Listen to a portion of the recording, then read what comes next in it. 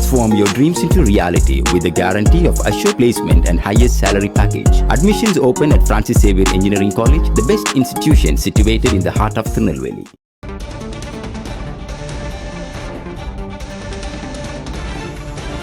சென்னை பெரம்பூர் தொகுதியில் முதலமைச்சர் விஜய் வெற்றி பெற்றதை எதிர்த்த வழக்கில் முதலமைச்சருக்கு நோட்டீஸ் அனுப்பப்பட்டுள்ளது. விஜய் தேர்தல் அதிகாரி உள்ளிட்டோருக்கு நோட்டீஸ் அனுப்ப உயர்நீதிமன்றம் உத்தரவு பிறப்பித்திருக்கிறது.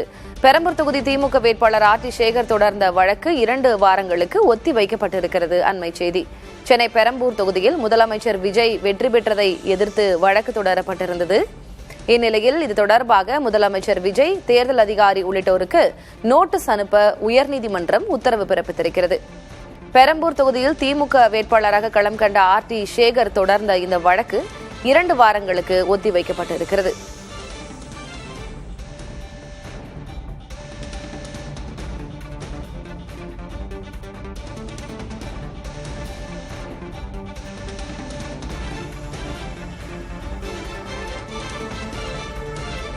கூடுதல் விவரங்களை வழங்குவதற்காக செய்தியாளர் சுப்பையா இணைந்திருக்கிறார். சுப்பையா, வழக்கு விவரம் என்ன? ஆர்டி சேகர் தரப்பிலிருந்து என்ன புகார் அளிக்கப்பட்டிருந்தது?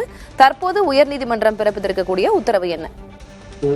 கடந்த சட்டமன்ற தேர்தலில் பெரம்பூர் தொகுதியில் தாவேகா தலைவரும் முதலமைச்சருமான விஜய் அவர்கள் போட்டியிட்டார்.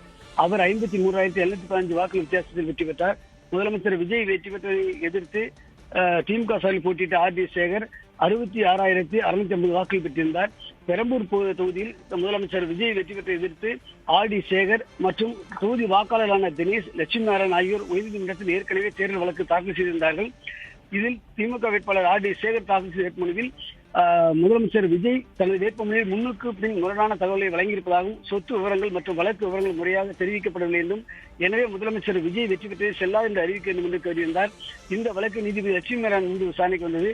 அப்போது இந்த வழக்கில் எதிர் மனுதாரத்தில் சேர்க்கப்பட்டுள்ள தமிழ்நாடு முதலமைச்சர் விஜய் மற்றும் தேர்தல் அதிகாரிக்கு கடந்த முறை அனுப்பப்பட்ட நோட்டீஸ் சென்றடையவில்லை என்று ஆர்டி சேகர் தரப்பில் இன்று வழக்கறிஞர் ஆஜராகி தெரிவித்தார்.